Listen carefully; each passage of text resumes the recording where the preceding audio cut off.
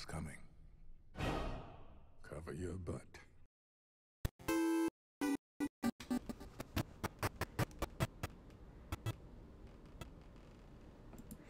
Hello, everybody, and welcome to Longer and Harder, the show that if my coworkers ever found out that I did, I would probably lose my job. How is everybody doing? Hello, everybody in the chat. Hello, Blue Leonator. Hello, Bluigi. Hey, Richard. Sir Purcell, welcome, welcome. Hello, Fino and Factard. Sci-Fi, oh my goodness, so many people. Sean Carroll, Jack Skullboy, Logan, cool. Billy, Movie Vertigo, welcome, welcome. I think I saw Gio in there somewhere. I'm sure he's in there. Hello, Larry. Hello, everybody. I hope everyone is having themselves a wonderful, wonderful day. Hello, Narector Blast and Maja Pietre. I'm sorry. I'm so sorry. That's always gonna be a thing. Hello, Nick Martin. Welcome, welcome. Australia. Are you in the future yet? Like, are you in tomorrow yet? Thank you for stopping by. I know that you are either in tomorrow or it's very early in the morning. Either way, good on you for being here. I appreciate that. My sister-in-law lives out in Australia, so I get to hear all about your Australian weirdnesses. I hear you have decent wine. Always ahead of Flairthers. That's the best thing. So yes, welcome everybody. We kind of missed a show. You're amazing. Oh, Logan, cool. You are far too kind. Thank you. Oh, thank you. So, we got, oh, bananas. I forgot a thing. I'm already a mess. We just got started and I just realized that okay, we're going to turn off things because things aren't going as well as they should, and I just realized that I'm not ready. I'm not ready for this. I did a terrible job at being ready today, so we are going to try to get ready as I try to talk and and seem like I'm somewhat professional and somewhat know what I'm doing, which is all just a terrible lie. I have no idea what I'm doing ever, and because I honestly just realized like how nothing at all is ready right now. We are going to start with a little bit of housekeeping, which I want to show because I know we talked about it in the past. I've talked about it in the past that we've been trying to get a professional to do our housekeeping picture. And we've been sort of, I've been at least looking at different artists and maybe potentially getting some work done and whatnot from them. But we're saving up money, so it's going to probably be a little while. We're not all that rich, but we will get there. Until then, I have been dabbling again in sort of my art skills again. I do sort of have some art skills, or at least I'm told I do. So I do if I can find it. I had a sexy housekeeper for us, but apparently I don't. Oh goodness gracious, I don't. And the best. Hey Tom B, how's it going? Is it a bad time for me? Can you come back after hoops and golf? Says 7ish. What? I'm gonna go with that. It's now officially summer in the UK. The clocks went forward an hour. Yes, we also had that fun time of our time change, which I am not a fan of. Actually, well, it's not that I'm not a fan of, it's that I would much more prefer it if oh, there it is. Look at that. And like a professional. I did not even. We can move straight into housekeeping because we're going there. We're just screw it. We're just going straight into housekeeping today. Everything's a mess. We're going straight into housekeeping. We have our sexy housekeeper today with us. Isn't she lovely? I don't know. You all tell me. This is my lack of skills. I have not done digital art in a very, very long time. Like forever. Too much boobs. Oh my goodness. We need to add more boobs to our stream. So we have new housekeeping. And I have more artwork and I'm gonna work on it from time to time. I had fun doing this. It did take me for like ever and a half to get all the shading right. and those goddamn pleats on her skirt was yes, it does look familiar. If you've seen if you have follow me on Twitter, I do post these pictures. I posted a couple pictures before they were in color. So where does she keep that house in such a flimsy outfit? I know, right? Yeah, no, we are officially in spring, I think, Richard, not summer. Summer is a long ways away. I think we're in spring. I'm not sure if it's officially spring, but we did move our clocks forward, which means my mornings are now dark again, but my evenings are now full of nice and sunlight. So that's great. Is it still winter? Oh, god damn it, Termin. Why? Why must you ruin my hopes and dreams about it being warm outside again? So, also there was a great, wonderful, since Directoblast is here, there was a great piece of art that was done by Directoblast, which is a much better version of this drawing, and that will be showing up in the during the break. There's the fan art slideshow, so you should see Directoblast's work. It's awesome sauce. It's a really great. I had to, and I will say, I had to censor it a little bit because I don't want my channel to be like destroyed by YouTube. So it's a little censored. If you want the real one, go to my Twitters. It's on the Twitters. So it is there. It is amazing work. So you can check it out hopefully in a little bit. But okay, housekeeping. As I am talking, I feel like I had more housekeeping bits, and then I kind of lose things. Okay, okay, I'm not gonna say these as importance, but first bit of housekeeping is I have a brand new patron. We have Henrik Schmidt, which I think it's Schmidt. I don't know. Thank you, my friend. You are very generous. Your patronage is awesome. I love it. Thank you. So we have a brand new patron. So thank you for that. If you would like to help the channel out, we do have Super Chat and we do have Patreon, and all the money that I get goes back into the channel. I don't use it for my stuff. I have a job, so I don't really need to use it for like paying my bills and stuff. It all goes back into hiring better artists than me and getting some professional equipment and stuff. So that's my plug. That's my shameful shilling of myself there. If you like to help out. So yes, new patron. Also, if you notice, if you were here at the beginning, and actually, you know what, I might switch back over to it if I can remember to, okay, I'm gonna try to remember to turn off the music. So I'm sorry if the music gets you right away.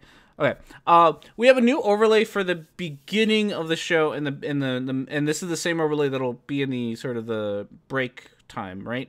Your Patreon link is broken. Oh my goodness, I'm gonna have to fix that. Oh, what a shame. I'll have to fix that in a second. So new setup. Tell me what you think. I have to go to the more static. I had to go to these static images, as I think it was Bohobel pointed out to me. I think a lot of the sound lag that you get at the beginning, if you're here and you're trying to listen to the music, if you like the music, don't like the music, whatever.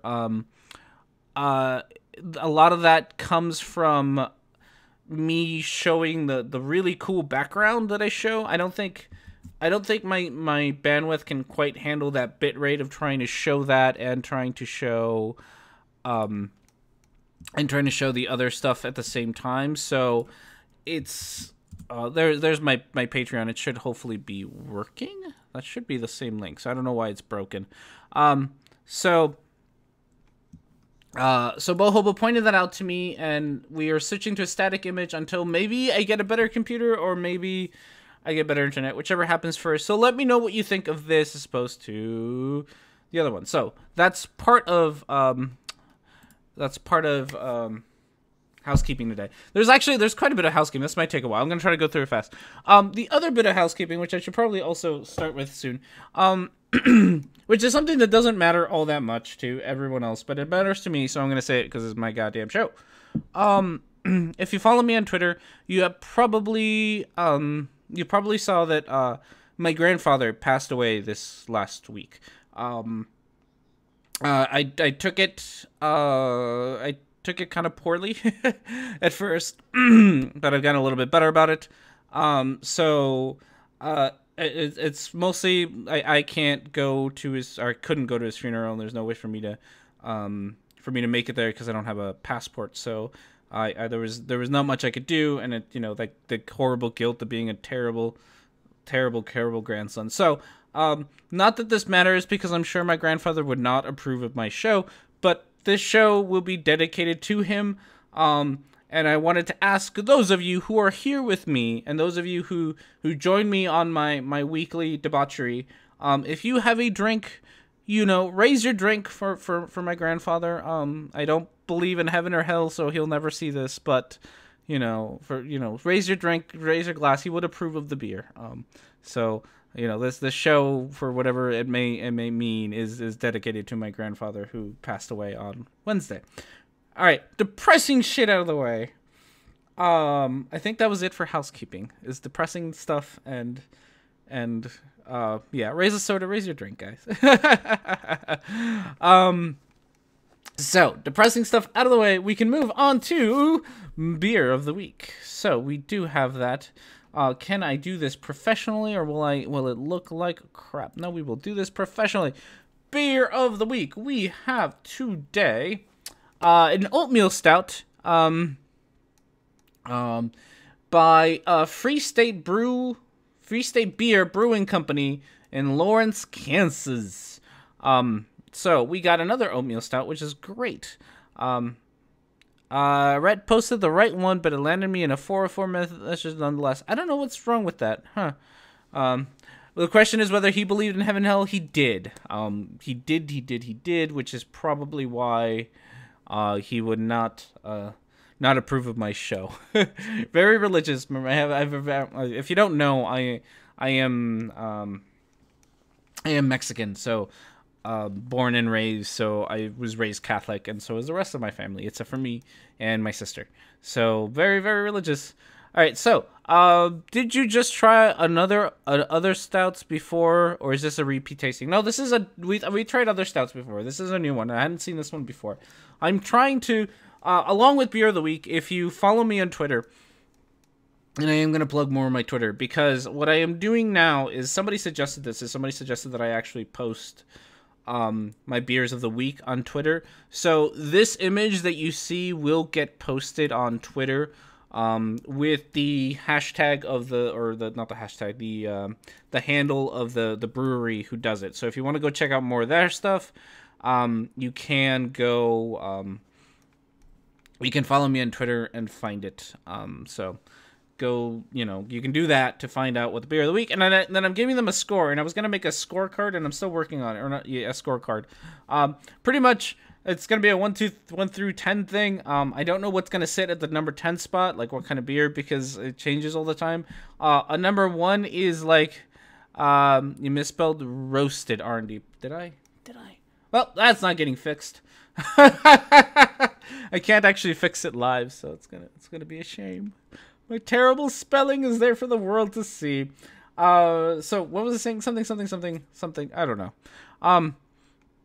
It's just gonna be there. So, we're gonna give this guy a try. We have a We Brew Free State Oatmeal Stout from 7 malts and roasted grains, offering full body flavor, a coffee-like brew, finishing soft and velvety from rich foundation of oats with subtle vanilla notes.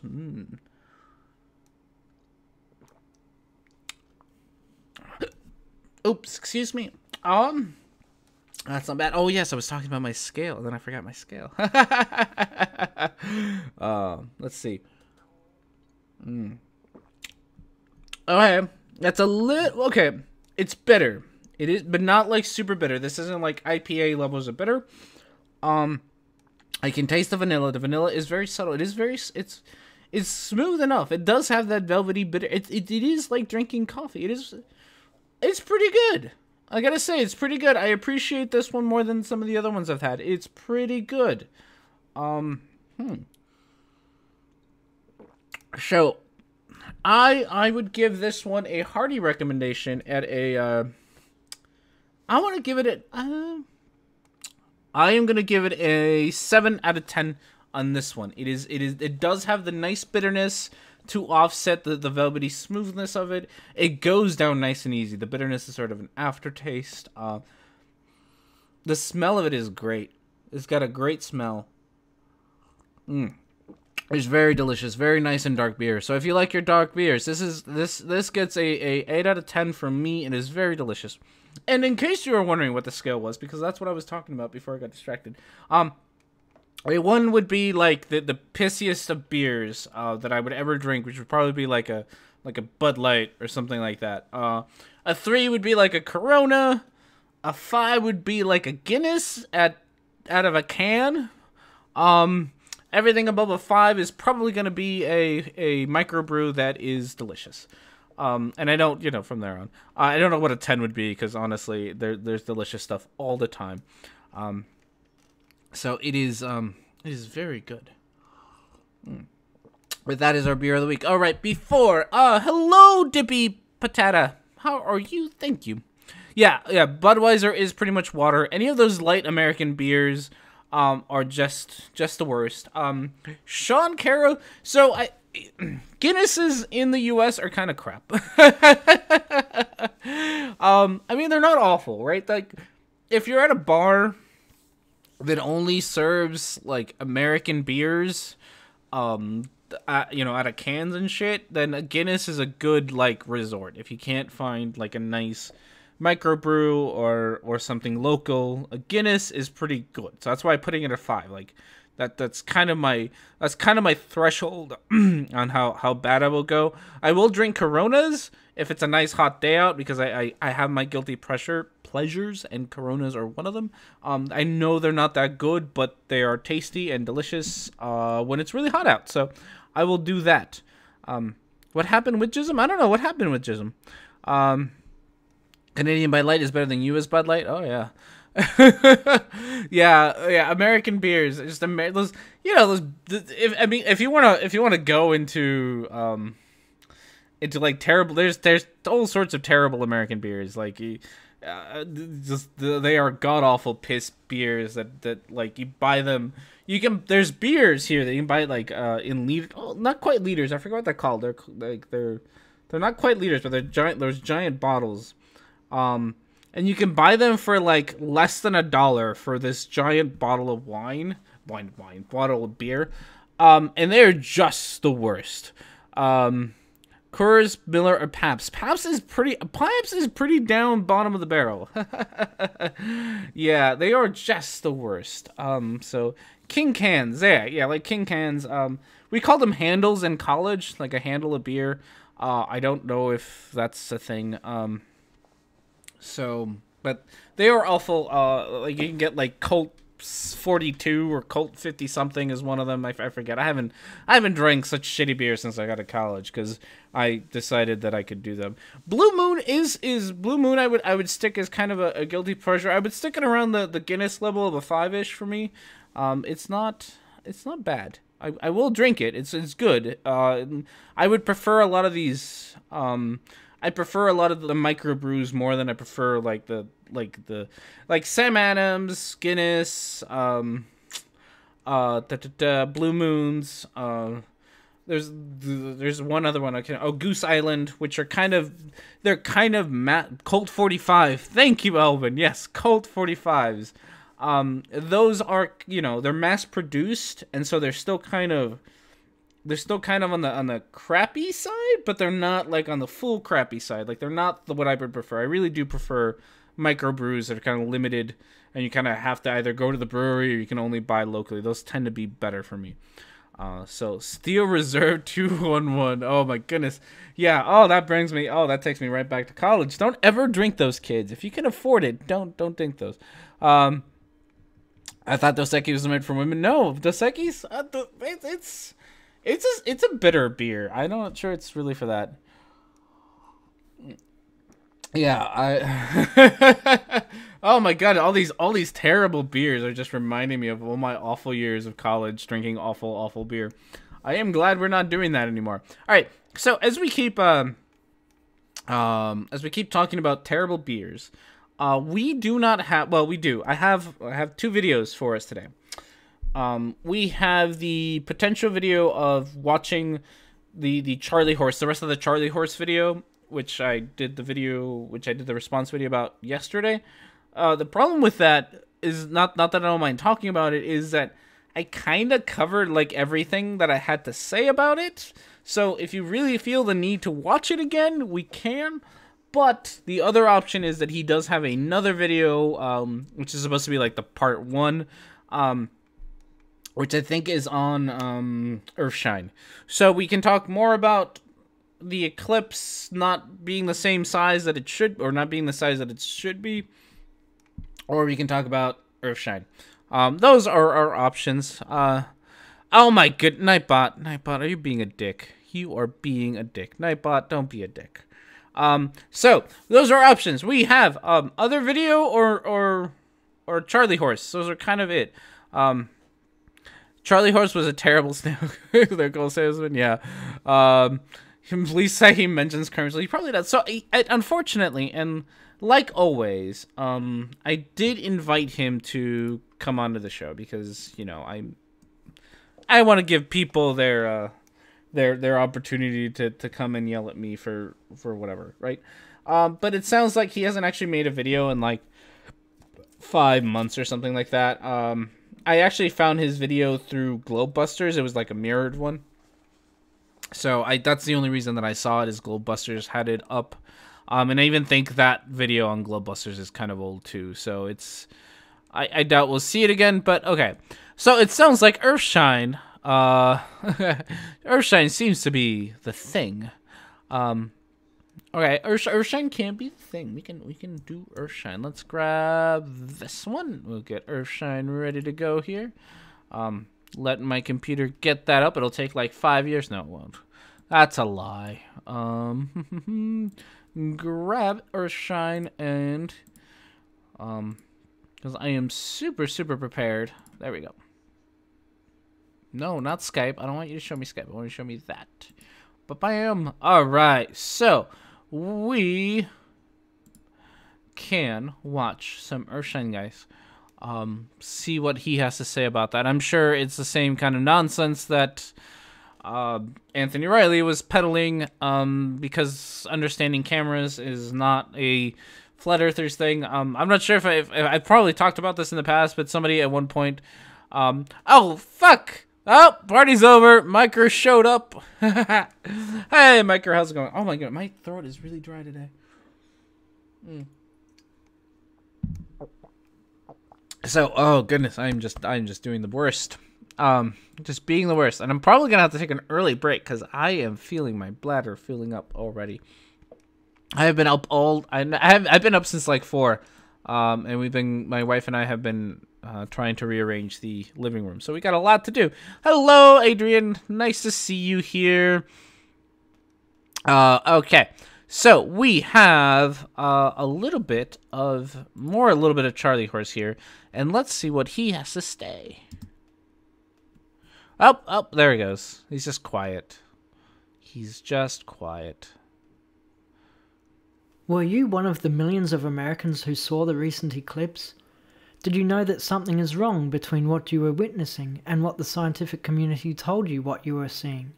Oh, please tell us. Please tell us that the moon's a hologram. Or that it's a projection. Or whatever it is you want to say. Can he stay quiet? No. Is he being quiet? I'm going to have to turn him up. So, he was kind of quiet in my... Like, I had to turn him up way high in my video, too. So... there we go. It's called cognitive dissonance. And we've all been told a lie. A couple of days before the Great American Solar Eclipse, I watched a YouTube video where the questions of the size of the moon's shadow was raised. If you haven't been paying attention, then... No, why? I want to yell, like, this is such a weird, why is this a problem? Right? Like, I can understand a lot of flat earth misunderstandings, because some of it does require you to not be an idiot, and some of it does require you to maybe understand some concepts like parallax and just huge distances and maths and stuff. But some of it is things like shadows. I don't think he does know what kind of dissonance is. Like, that is something that you can see by taking like any light source and casting a shadow.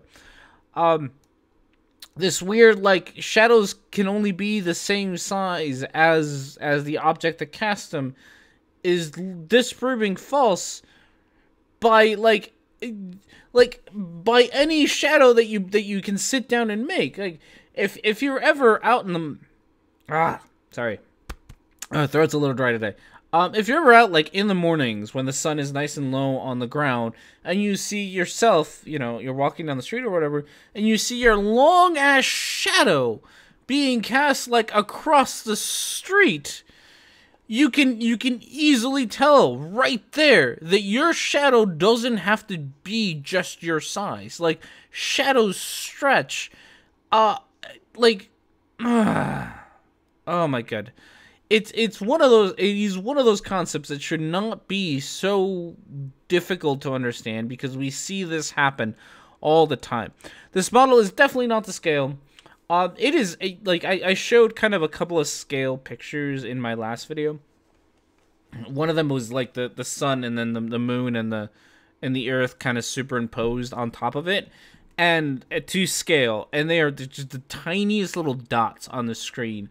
The text to them is bigger than the actual moon and sun. Like, it's just the scale is impossible. Like, there's no way to show this to scale and be able to understand the like, these are models. Oh my goodness. I'm getting frustrated. I need to pee. It is a terrible combination. Is the Fluffer suggesting the sun should literally be the same diameter as the moon? I actually don't know, because the Fluffer kept changing his mind on things, right? Like, at one point, he showed, in my video at least, he showed a picture of, like, the sun and the moon being the exact same size in the picture, which, I mean, if you want it to be the same size, I guess, but that doesn't make any sense as to why, like, the reason that it's shown this way is to sort of try to show some of the scale, even though it's incredibly inaccurate. But the concept is there. The concept of the partial eclipse and the total eclipse, the umbra and the penumbra, are both there. The scale to I think, oh, you mean the wrong? I think that's him. I think the box he puts there is there. He's confusing angular size with diameter. I think so. I think in the video he did say that if you look up in the sky, you can see that the moon and the sun are, like, roughly the same size. As if parallax isn't a thing, right? As if a toy... what's that Father Ted skit where they have the toy cow and he's all like, you know, small, far away? Like, goddamn. Parallax is a thing that we see all the time, so I'm not sure why this is such a confusing concept, but apparently it is. Oh, and hello. Sorry, I didn't get to quite say hello. Were you? Yeah, you were here last time. I was gonna say, were you here for my birthday stream? I can't remember because I invited you, and I don't know if you were here or not.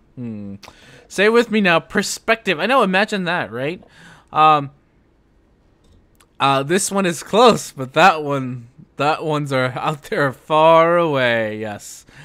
Oh my goodness. Okay, sorry if I don't remember. it was a rough day. So yeah, it's this complaint about these pictures being wrong. I don't remember a lot. It was a whole week ago. All right. I have to do this. I am trying my best, but being angry and needing to pee at the same time is not making me the happiest camper in the world. So, quickest of breaks. I promise, quickest of breaks. I will be back.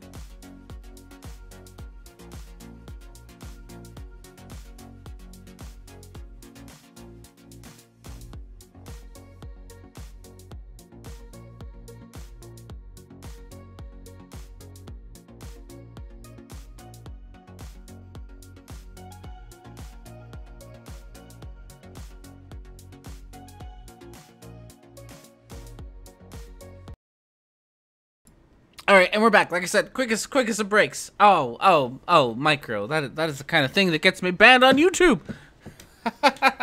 So hopefully, I did hear, Richard, what is the track? That is called Solar Winds by Approaching Nirvana. They are a sort of a not entirely royalty free, but they do sort of allow streamers and stuff to use their music for free, as long as you as long as you actually buy the tracks themselves on YouTube and make sure that you stick the links in the description. So I think there's links in the description. If I don't have the right track name, it's either this one's called Solar Winds, particularly. Then why do you have a pic with boobs? I do have a lot of boobs in my show. This is a very boob intensive show. Probably because I want to. I guess I'm just what you call it? I'm sorry. I need to fix the chat. The chat is broken. There we go. I'm playing with fire when it comes to the YouTube gods. Just seeing how fast I can push it. All right. My birthday stream had a decent about less boobs, more incredibly racist and Nazi jokes was kind of more the theme last time. There's no link in the description. I am an awful human being who's gonna get sued for using someone else's music without permission. I'm gonna have to fix that because there should be a link, but I guess not. But they're called Approaching Nirvana. This particular track is called Solar Winds. I will try to remember to stick a link in the description. All right, so sorry, now I'm dying a little bit again. Let's see what else Mr. Charlie Horse has to do. You wouldn't know that people are questioning how catastrophically tiny the shadow is in relation to the actual size of the moon. My End-Slate music by Chocolate Hat doesn't work. Oh my god. What? I didn't even listen to what he said. I got more distracted by the fact that my link to Chocolate Hat doesn't work. Yeah, if you don't know, you should check out Chocolate Hat. Chocolate Hat does debunking videos. He is one of the many dudes slash one dudette who does the taking a look at with Micro and I. So he does do debunking videos, but he's also pretty good at guitar and stuff. So it's unbearable today. I'm sorry, Gio. I don't think it's my fault. I think that's entirely... No, it's not my fault.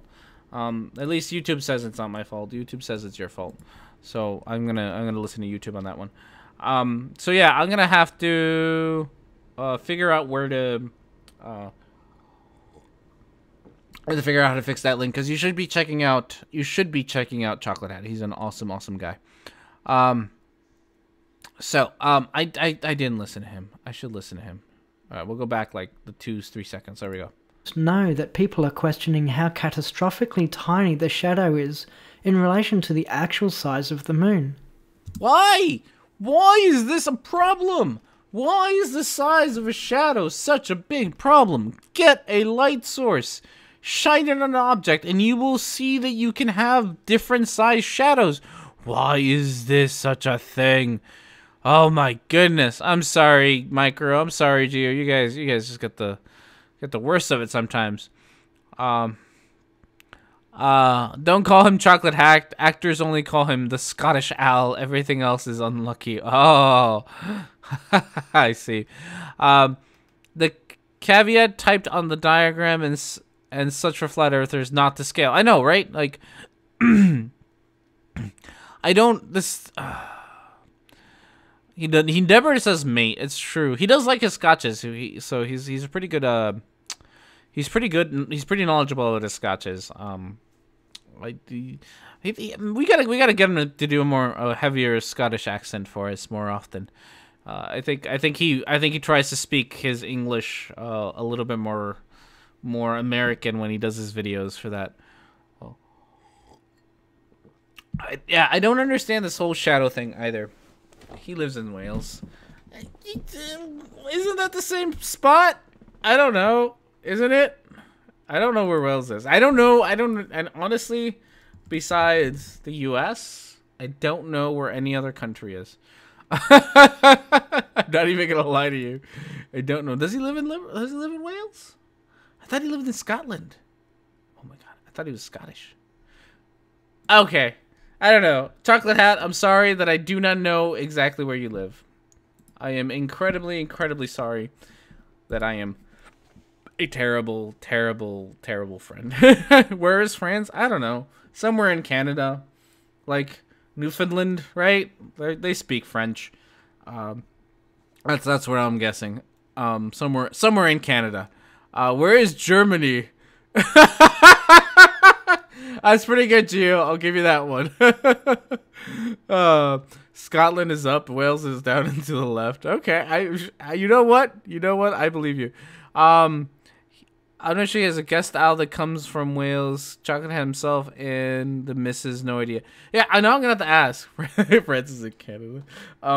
Where Chocolate Hat like never checks his messages. He's such a pain in the butt to try to get a hold of. Otherwise, I'd try to get a hold of him now and ask him. But he seems to be not on the Skypes. Nope, he's not on the Skype. So I have to ask him later. He speaks Welsh in the video. He does speak Welsh. You're right. I don't know why I thought he was Scottish. We talked about Scotch before. Maybe that's why I thought he was Scottish. I don't know. All British-ish people sound the same to me. I can't honestly tell the difference in accents. They're all far too similar for me. So I'm sorry. I'm slightly racist. It's okay though. You can see Ireland from England. Was that proven by Anthony Riley? Was that his big proof? Welsh is very unique. All right. In fact, all British people use the word wanker. That's true. You know what? So the only reason that I can tell like Micro and Geo apart is because I went to school with a couple of with the guy from Germany. I went to high school with a guy from Germany, and I went to high school with a guy from Denmark. And so I got really used to their accents, the Danish and the German accent. But everyone else, more or less, sounds the same. The French, I can kind of tell apart because I had a Canadian friend, and I know that's where France is. So, he would speak, and I could definitely tell that he was French. He was from Newfoundland, which it's like mostly France anyway. I don't know why they bother to call themselves Canada. Germany would only be like 30 to 40% of the Western world. Yeah. If you can't tell Scottish from London accent, you need to get your ears and your brain checked. No, I really can't. Remember this thing? We've had this conversation, Maker, I think. That I can't do accents. I don't understand accents. I can't pretend to even make an accent. I struggle with accents. I really honestly do. I can sort of tell a specific word usage apart for an accent, but not intonation. So, like, I know things like wanker, and, you know, how the British use torch instead of flashlight, and, you know, lift instead of elevator,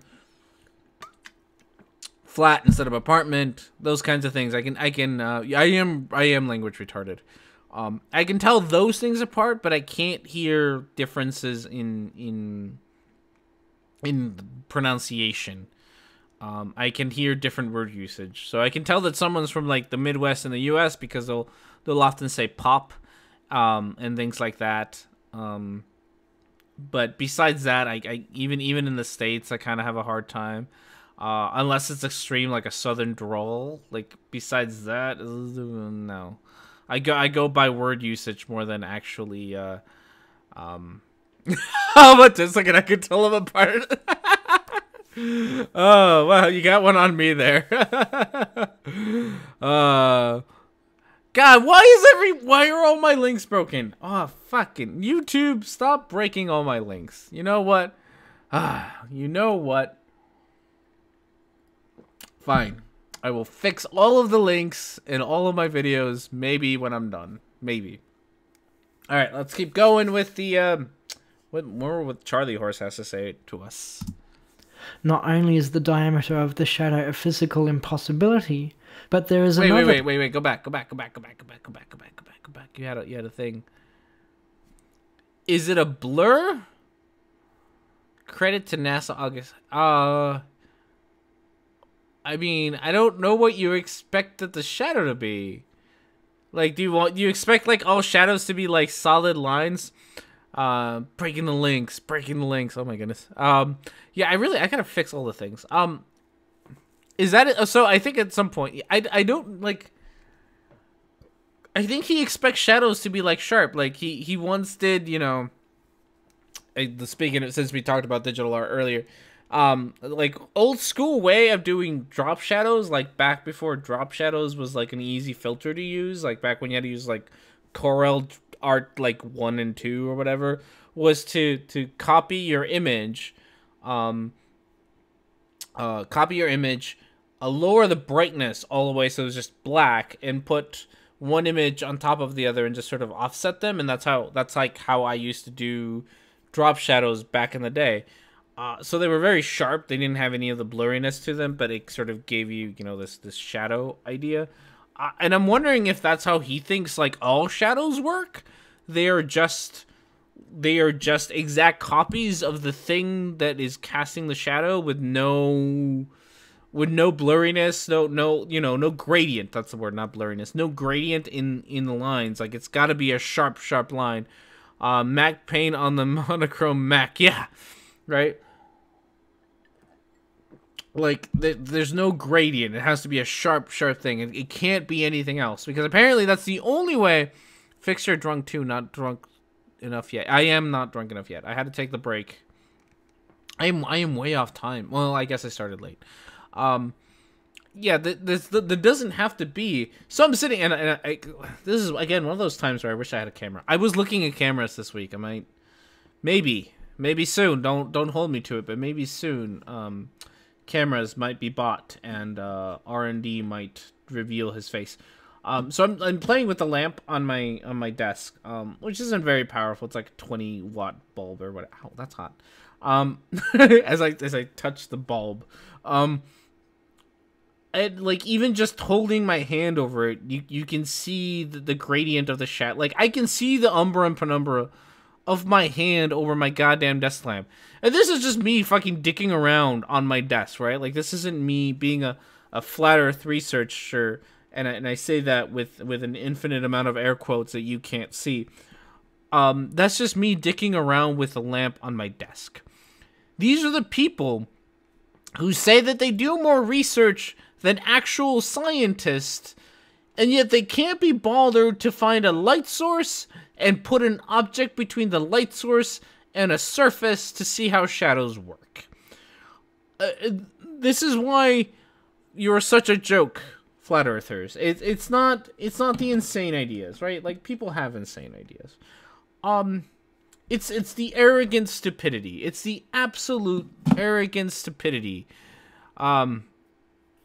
Wait, bulb, light, hot bulb, not energy. Yeah, I know. It's like 20 watts, Geo. It's like a 20-watt incandescent bulb. It's fine, all right? I've had this bulb for like 10 years and it's never gone out. It's fine. oh, Geo, I have to show. Oh, god damn it! Now I'm getting off topic. I'll get to that. I promise. I'll get to your thing in a second, Geo. Because I had a thing. I had a thought. Now I forgot my other thought. Fuck. I lost my train. Fuck. I have derailed. I've been derailed worse than that one horrible accident in Germany that killed people. Fuck. I forgot. Yeah, it's over. It's over. Okay. I forgot. I forgot. Fuck it. So, okay. So, since Gio distracted me, I got a new lamp. So I'm redoing my living room because, that's the important subject of today, right? I'm redoing my living room. Because I got a new piece of furniture, which I gotta build after this. I'm gonna like drunkenly build a piece of furniture and hope that everything goes okay. But with a new god damn it, with a new piece of furniture, I got a new lamp, and it's this really cool lamp that's got a glass lampshade, like a glass lampshade on it. And we bought those really cool Edison light bulbs, like the LED Edison old school vintage looking light bulbs. So I got I got a new lamp for that, and that's gonna be really cool. And it's all like industrial and stuff, which is awesome, awesome.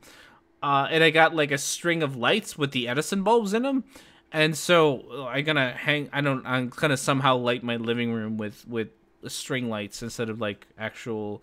It's not a glass dome. Haha! I see what you did there.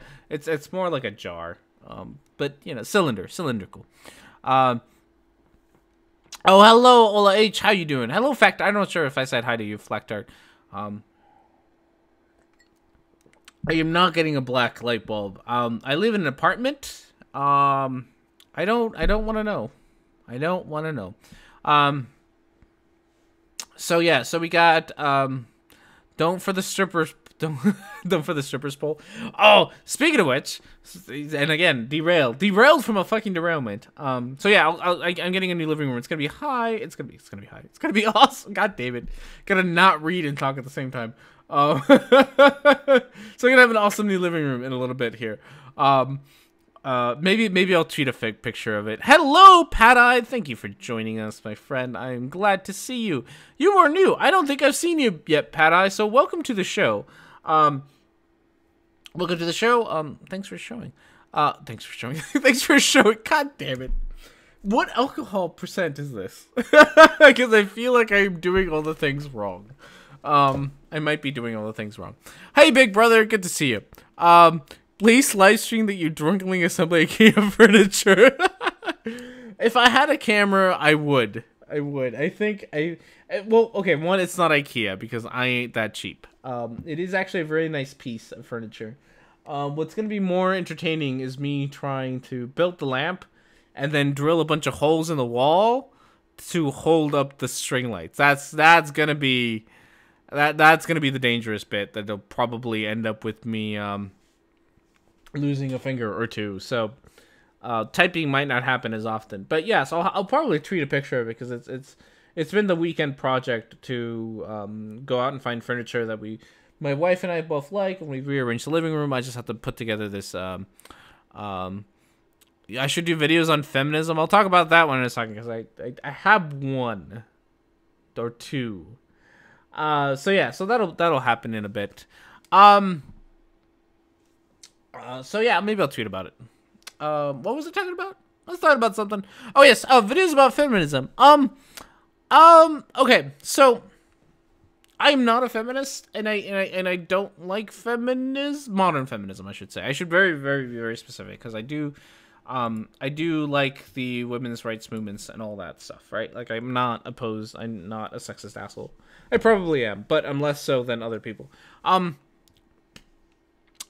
I have 2 videos on feminism on my channel. If you really want to watch them, they're very old. They use a crappy microphone. They're nowhere near as nice as my current videos. So watch them with that. And the reason that I probably won't go back to feminism videos is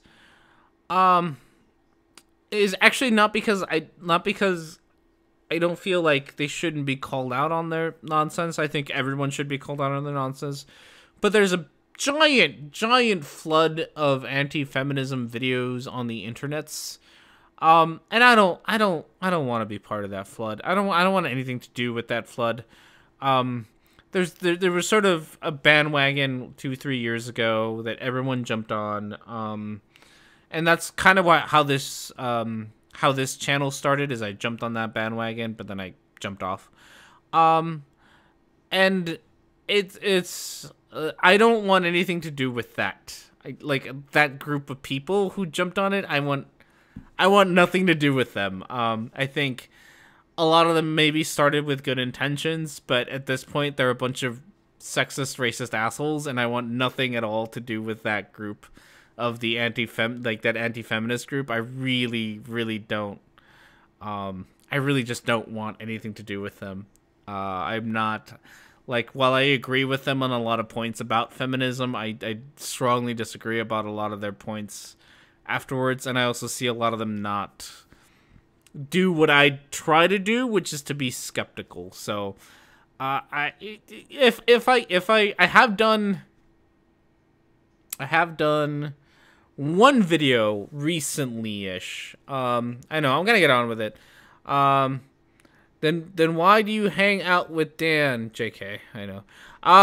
So, I did do a kind of a feminist video not too long ago for, what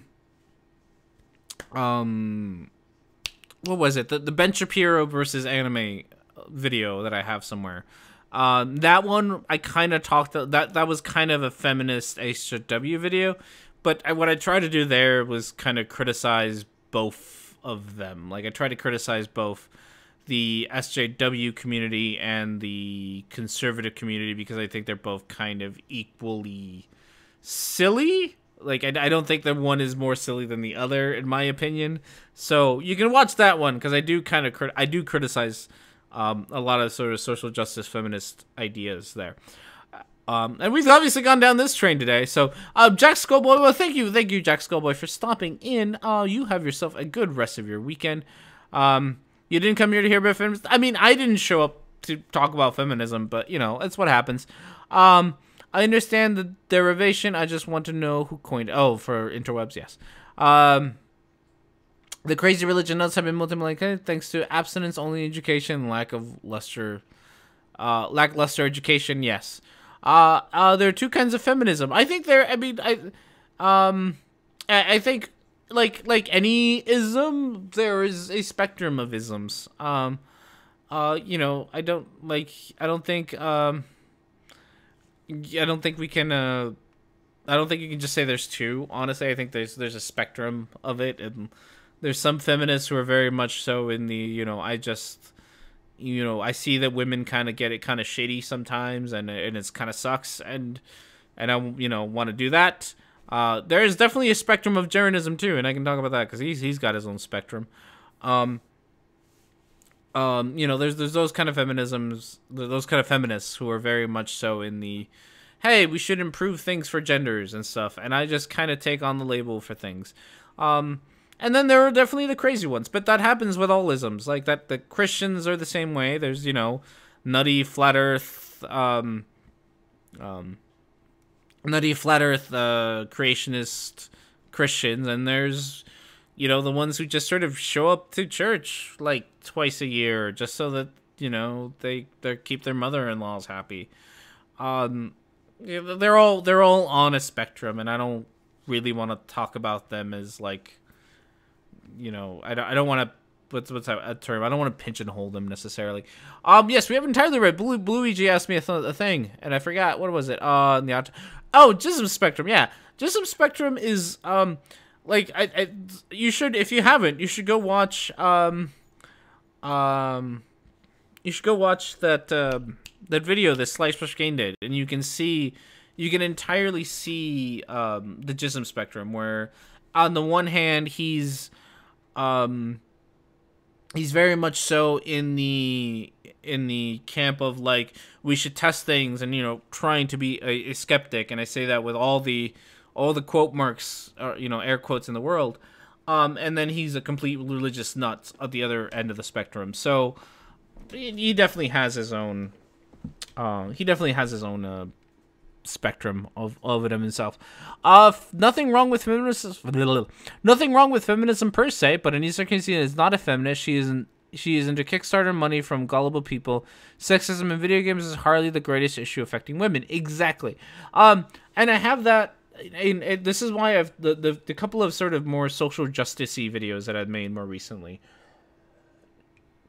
I think it was the Ben Shapiro one, and then I did the Incredible Aspie one.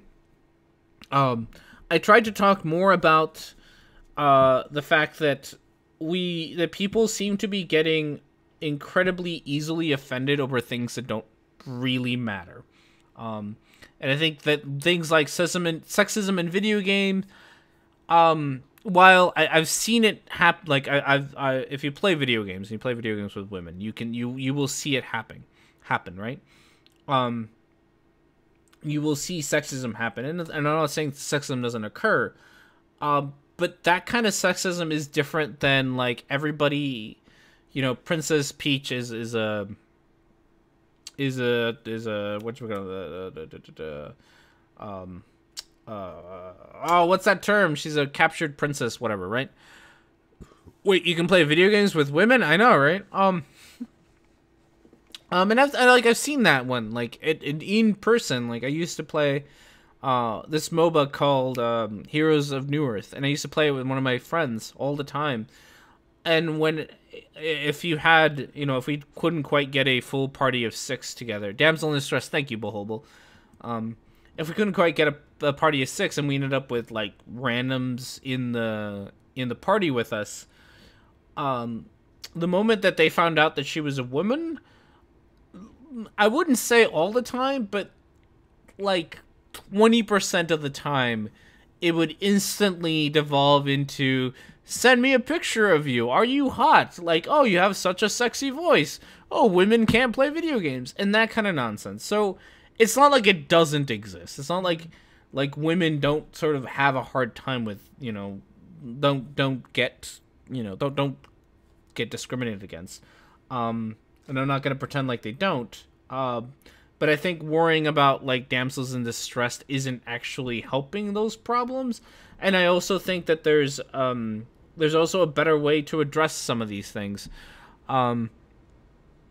Expecting a woman to have a certain position is like expecting all high school graduates to have a certain position. It is. It's, and like, God, my show just always gets derailed so incredibly much. Like there are definitely problems, and I don't like, and this is entirely a sort of what's that? I can't think of words today. It's an image problem that a lot of feminism has, in that it's it does try to be in your face a lot of the time and sort of have that shock value, but at the same time, in doing so, it puts people on the defensive. Like, there is a right way to tell someone they're being sexist, and feminists have at least sort of the more hardcore feminists have a tendency to not do that. So there is a proper way to be like, hey, you're kind of being sexist, and holding, you know, and sitting in front of a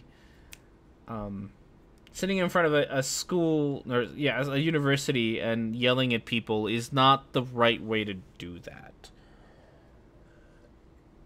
Yeah, welcome to my life. So okay, last thing I'll say about sort of the political feminist issue before we probably take another break. I'm sorry, but my beer is empty.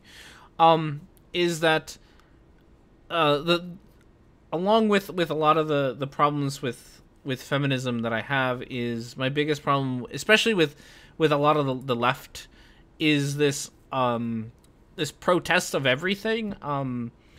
Recently there was who was it? Was it Spencer? No.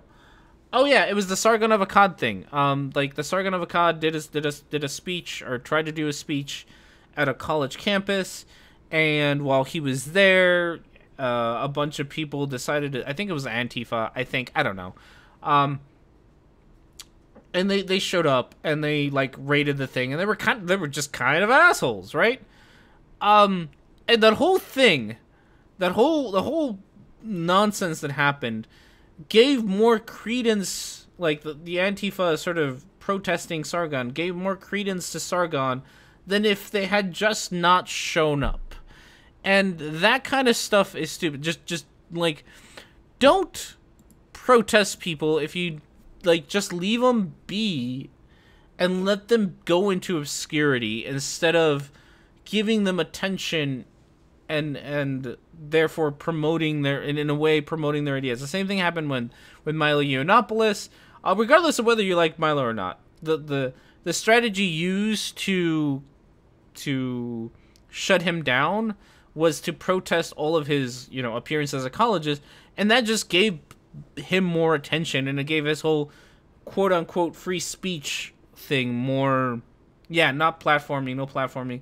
That kind of stuff is stupid. Let people speak. You know, if they can get, if you know, whatever, they can get a position.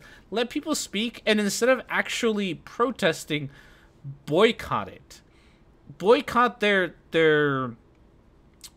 presentations. There's a great image of like Richard Spencer speaking at a college where like nobody knew that he was there, and there's like 10 people there.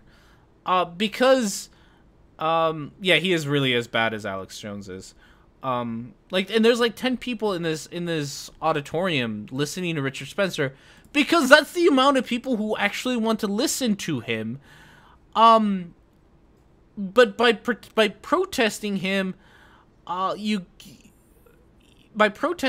are actually giving him more attention.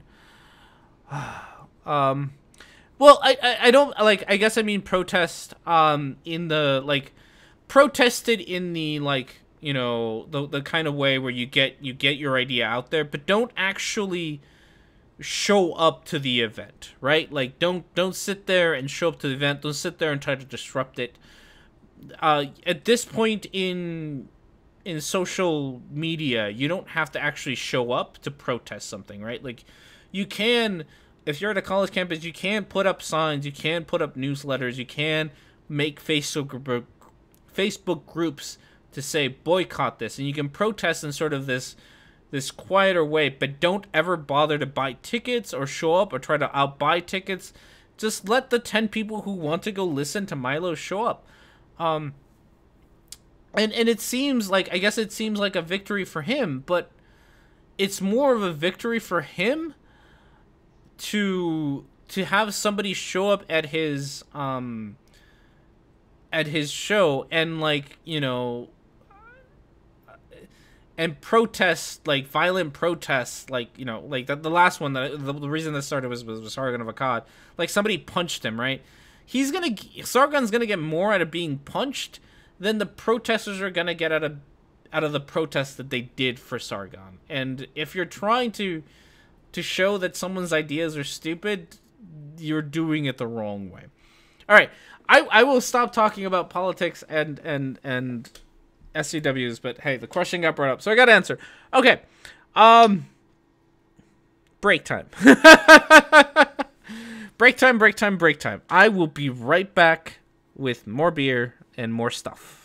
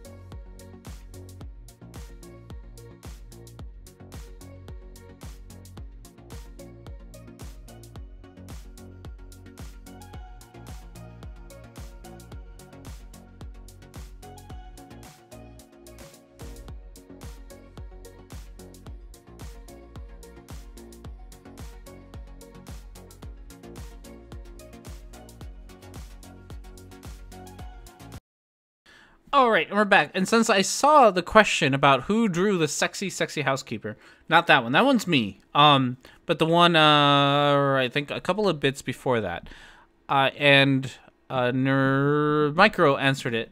Blast did draw it. It is a great, great image that I really, really love.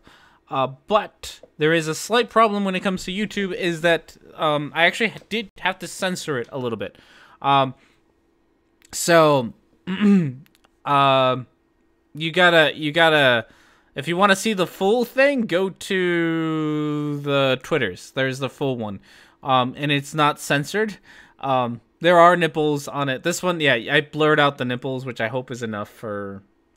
I hope that's enough for YouTube. Who knows? Maybe it's not enough. I don't know. If there is no stream next week, you know it wasn't enough. But that was by Blast. She's a great artist. If you ever, since we're here, if you ever have any art that you want to submit, or just general art, feel free to. Some of these are it's just, you know, silly memes and stuff that were made by Micro and Geo. That is my favorite. The Help Me, I'm Drowning is probably my favorite. So if you would ever like to submit anything, just send it on my Twitter, and I will gladly add it to the folder full of fan art. So, speaking of which, yeah. So if you have things, please send it to me. Also, Geo, you gotta send. I know that you have a version of Hobbs, like one of your versions, whatever that thing is that you do. I know that you have a version of Hobbs with that, and I couldn't find it, but I know you sent it to me in the past. So if you have it and you could send it to me again, I would like to add that to the thing. Try copying the part of the bra and pasting over the. All I did was blur it. Honestly, all I did was take the blur tool in GIMP and blur it out. So, not much effort was gone into that. Well, you can also, if you'd like to, you can say that I cut them out and I inserted male nipples instead of female nipples, if that makes you feel any better. I might consider some drawings. I need to post it to my Warcraft character's Twitter, though. It's mostly IC stuff. Awesome. Start the video. All right. Fucking Micro is paying for us to start the video, which I can't ignore. Because, you know, like, you do this. Oh, my God. All right. We're getting to it. We're gonna do it. I am assuming the gender of the nipples. Impossibility. But there is another physics problem regarding the eclipse that has been totally overlooked, and once again concerns a critical error in planetary physics. Okay, so here's the thing. If you want a nude pic of Schunhofer, all you have to do is ask. Oh no, I don't know if I do. Oh no. Oh no! To censor. Oh no! Oh no! All right. Oh fuck. So somebody pointed out, and I should have pointed this out as well. God damn! I can't even talk. Fucking chat. I love you, chat. Someone pointed out, and it's probably actually a very good point. Is that probably, in order to take pictures of Jupiter, if they are from, it looks like they are from the ground, they're not from like Hubble or anything, right? You need to, in order to probably take this picture, there's a good chance that, if I understand photography, and people who understand photography better than I do, you probably had to have a very long exposure. We did watch the video, Harry. We watched like 10 seconds of it. You probably have to have a really high exposure time and probably a really wide aperture to be able to capture enough light bouncing off of Jupiter to actually get an image like this. So chances are that if you're doing that, the shadow that you see, because this is like a solar eclipse on Jupiter, right? If you're doing that and you have a really high exposure rate, chances are that you're getting pretty much a higher contrast. So you're going to see more of, you're going to see a sort of a deeper, darker shadow, and that's a problem with photography of planets and not with the actual shadow. So I would imagine that if we could actually, if you had a telescope, I say Jupiter again. If you would actually see the shadow on Jupiter through like a telescope, it wouldn't be anywhere near as dark and as defined as it is here. It would probably be more of the blurry kind of picture, or more of the blurry like we see on Earth, because the pictures that we have from Earth, like the ones that we got, does it really have 69 moons? That's actually hilarious. Jupiter's made of space farts. It really is. Fucking gas giant. If you're going to take a time exposure, you'll need tracking too. Oh yeah, I'm sure there was, I don't know all of the things that go into photography. The things that I do know about photography is that if you want to take any amount of star photography, planets, you tend to need a really long exposure time and a really open aperture. Because these things are not actually, the amount of light that's actually getting to the camera lens isn't very much. The exact amounts, I wouldn't know. You'd go ask a camera guy. Go ask Daza. Daza would probably be able to tell us more in detail exactly how much you would need for this.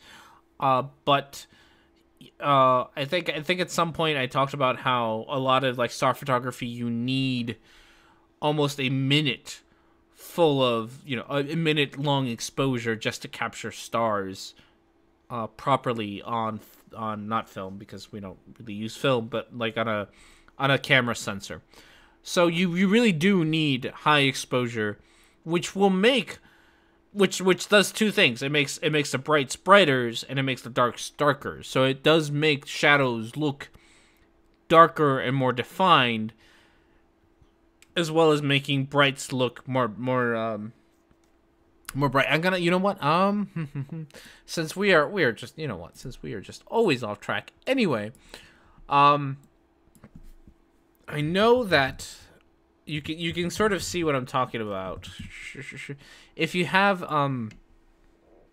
if you do star photography near a landmark of some sort, you can usually see what I am talking about. Is this a good picture for this?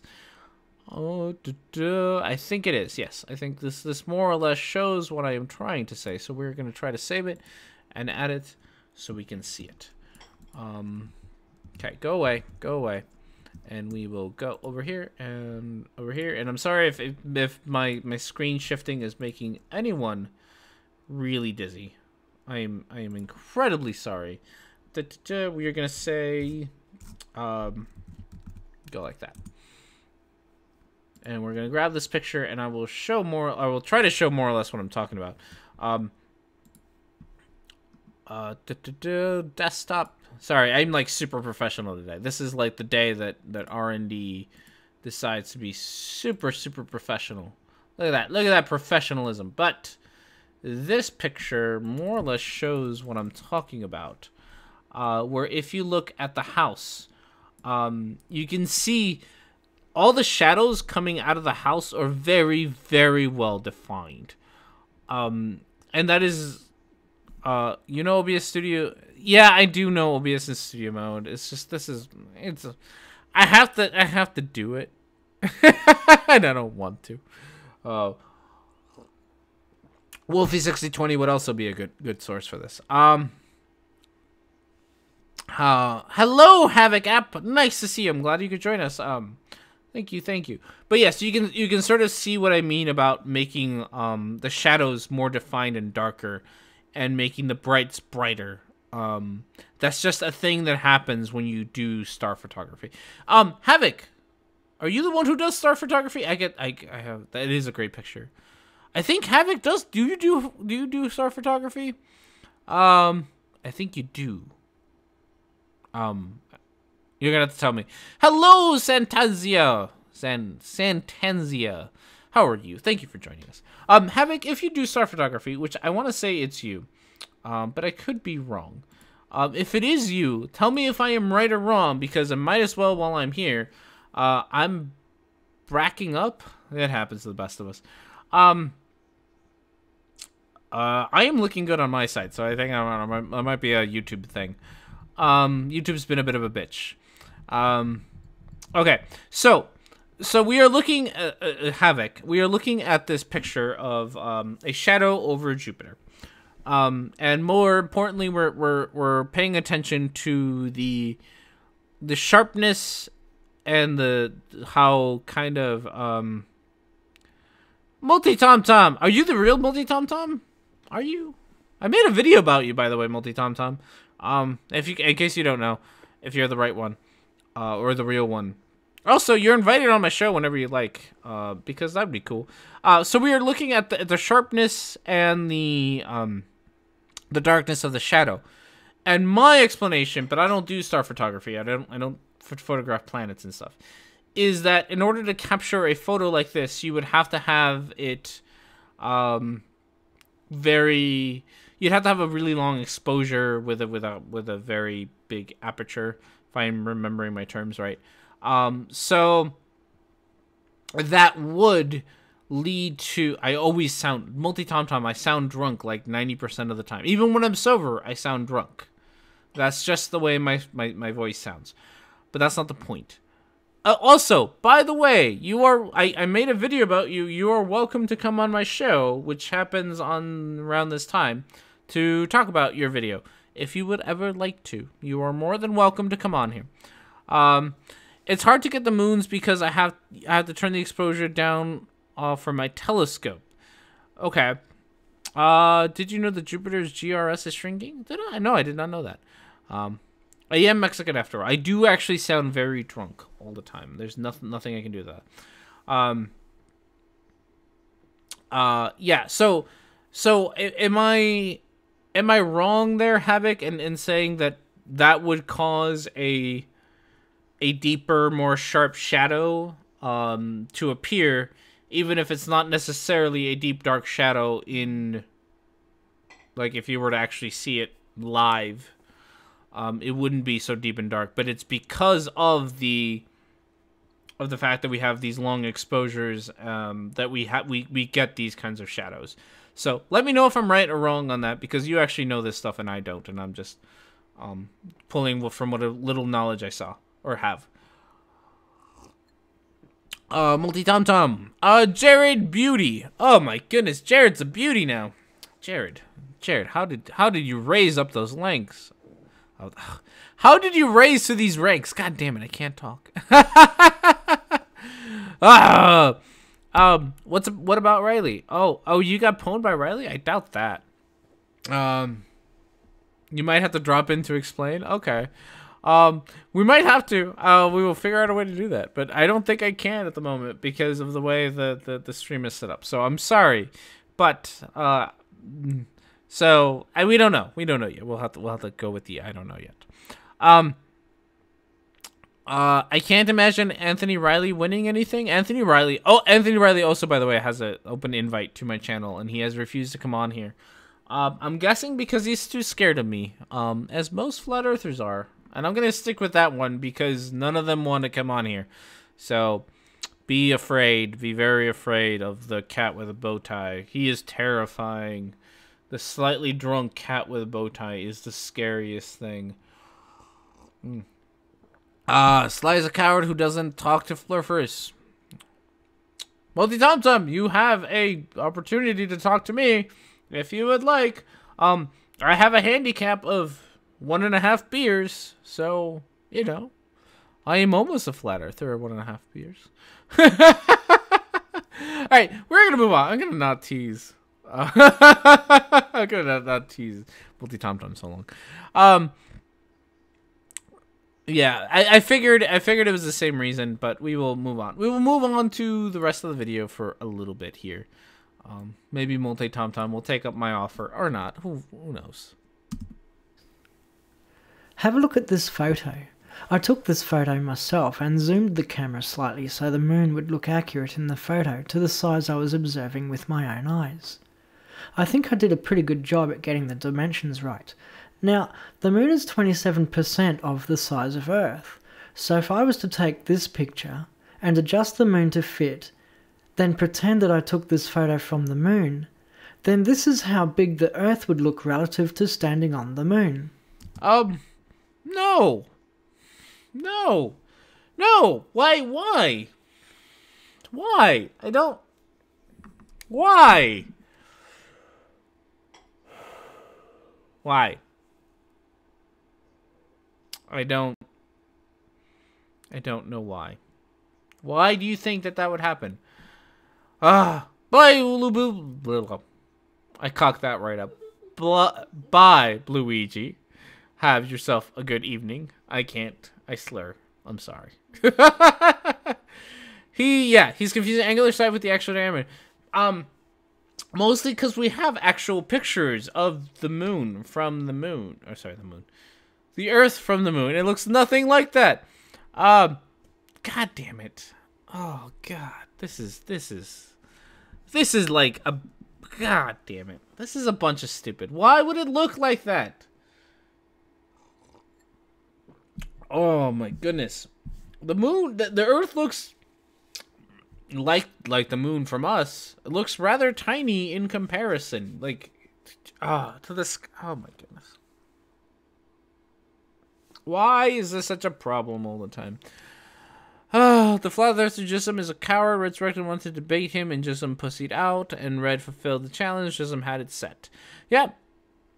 A lot of these flat earthers who come in and talk lots of big shit, like Multi-Tom-Tom, will often talk big shit, but the moment that you actually give them an open invitation, they will cower away. So, Multi-Tom-Tom, if you're still here, you still have an open invitation. Anytime you would like.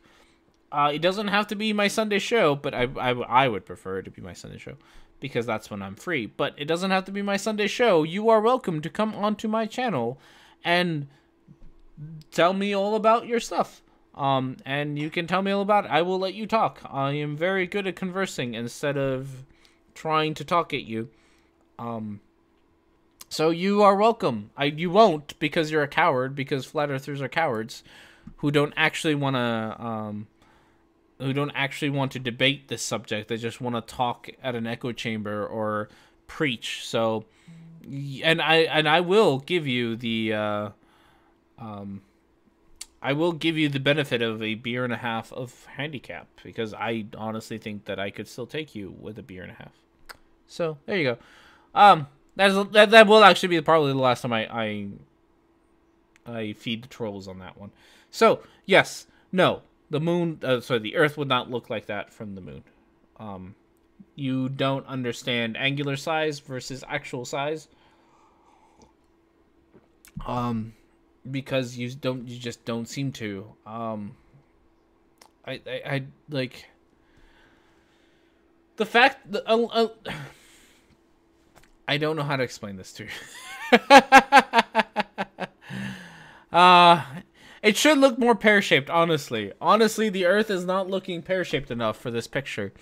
For this fake picture from the moon. Make it more pear-shaped and I'm all with you. But until then, it's obviously CGI. What was it? Because there are pictures of Earth. There's video of Earth from the moon, and because we have these. It looks nothing like that. It really doesn't. I can't... It's really hard to show this, because you have to keep in mind that pretty much whatever image I show you, unless you knew, and you know what this, how much we're zooming and all that nonsense, you have to take the accuracy of it with a mountain of salt. And it requires math and things that I don't feel like doing right now. Okay. Euros, those are not real letters. Arrow, those are not real letters. Hello, a great flat hello to everyone from Finland. Well, thank you for joining us from Finland. I appreciate it. Thank you for showing up. They are real letters. I'm sure they are. I'm just a dumb American, so I'm gonna pretend like they're not real letters.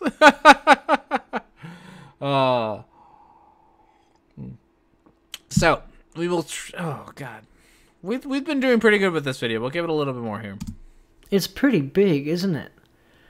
Given the sheer size of Earth in the sky, one would correctly assume that light reflected towards the moon would be greater, but it gets better. Earth is actually more reflective than the moon. What about... Those are also not real letters, Bohobo. I'm sorry to tell you, those are not real letters. None of those are real. You all are just making shit up at this point. Oh God, that's a hard name. Natalia Tojin. I hope I got that right. Greetings from the UK. Well, thank you for joining us from the UK. None of those are in my soup. Yeah, unless they come in soup form, they are not real letters. If we send a super chat in Danish, we still have to try and read it. I do still have to try and read it. That is true. That will end poorly. But don't use fake letters. That's all I ask. Like, if you're gonna talk to me, just call me Nate. All right, we'll do Nate. Thank you for joining us, Nate. All I ask is that you use the chat properly and use real letters instead of fake letters. That's it. That's all I ask of you. And this is the problem. Danish is just Swedish with hot potato in your mouth. Oh, that's a good one. Oh no, more fake letters. Just call me Al. And may Neil deGrasse Tyson have Eratosthenes riding shotgun in Denver as well. Oh, oh no. Say, oh God. Oh God. Oh no. Say, I want to say that your fake O's are like oohs, right? So they're like, say rude, crude, Ned Flood. Is that it? Is that like the root? I want to say them like long O or long U's, like oohs. Rude, crude, Ned Flood. I hope you didn't just like have me. Red porridge with cream? That is not a read thing. Red, is that... Do you say red the same way? Is it still red? The red grid with med flid? I can't. Fuck you, Rhetoric. Oh no. Oh no. Oh gosh. This is all going tits up already. It's all going tits up. Alright, let's listen. Oh, what time? Okay, we got plenty of time. Listen to a little bit more of Charlie Horse here. When NASA sent the astronauts to the moon, they forgot to send a light meter that could deliver accurate readings back to Earth of Earth light during the lunar night. This would have given scientists a dead accurate account of the Earthshine on the new moon, but because no permanent instrument was ever sent to the moon, ever, astrophysicists still have to rely on mathematical equations to model how much reflected light to expect. What? So here's the thing.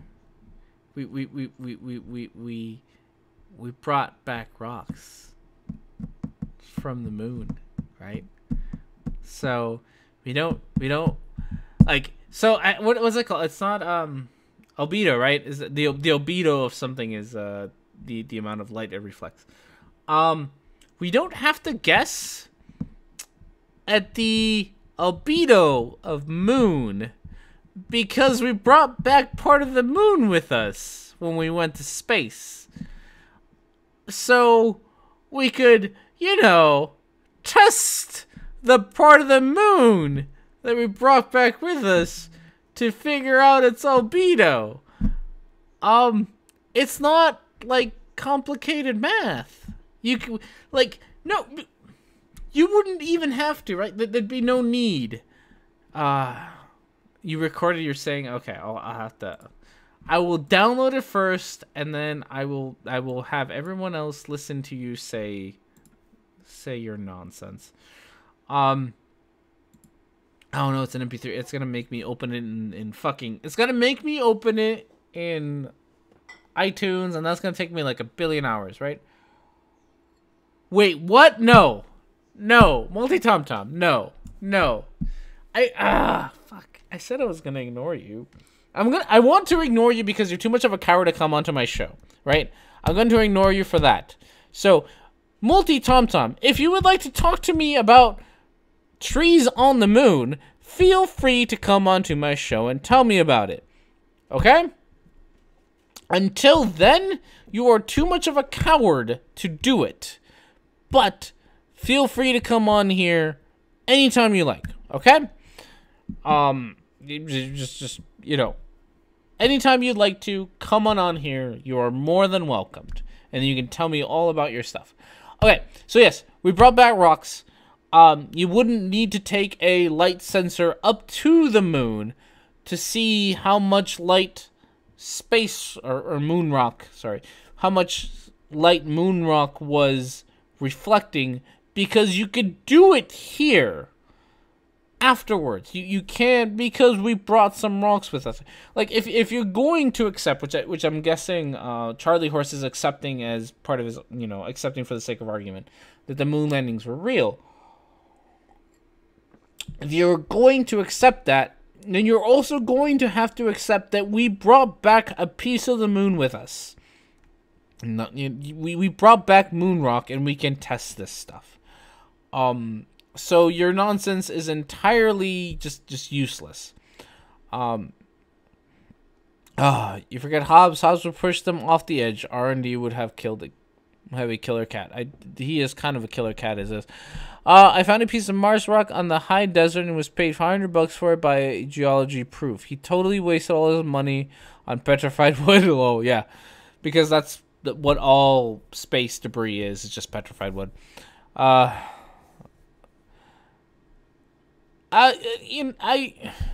You moderators don't have jobs. I'm honestly okay with him trolling, and if you guys want to deal with him, you can. I don't care. I will ignore him because he has an open invitation. That's all. Some from the museum tried to, some moon rocks were stolen from museums, and someone tried to sell them 25 years later, apparently thinking the statute of limitation has run out. That's hilarious. That's actually pretty great. So yeah, I would say let him troll. If he decides to come back, let him troll. I don't care.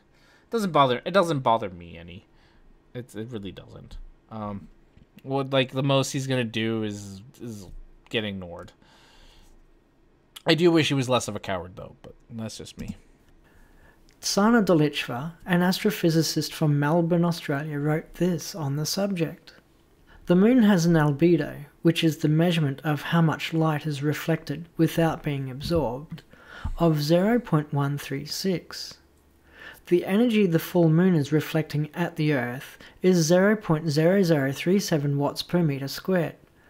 For the purposes of comparison, a 100-watt light bulb from 10 meters away has a brightness of 0.02 watts per meter squared. Remember, the moon is actually dimmer than that. Now, we've all experienced moonlight and shadows during a full moon, so we all know how bright the moonlight is. The Earth, on the other hand, has an albedo of 0.306. The energy Earth reflects at the moon is 0.12 watts per meter squared. So because it's bigger... Sorry, he's saying a lot of numbers really quickly, and I'm having a hard time keeping up with exactly what his point is going to be here. The moon has an albedo of 0.136. The energy the full moon is reflecting at the Earth is 0.0037 watts per meter squared. Okay, that's fine. The Earth has an albedo of 0.3. So Moon has an albedo of 0.1, Earth has an albedo of 0.3. That's fine. 6 times brighter than a 100-watt light bulb. Okay, so we're good there. Yeah.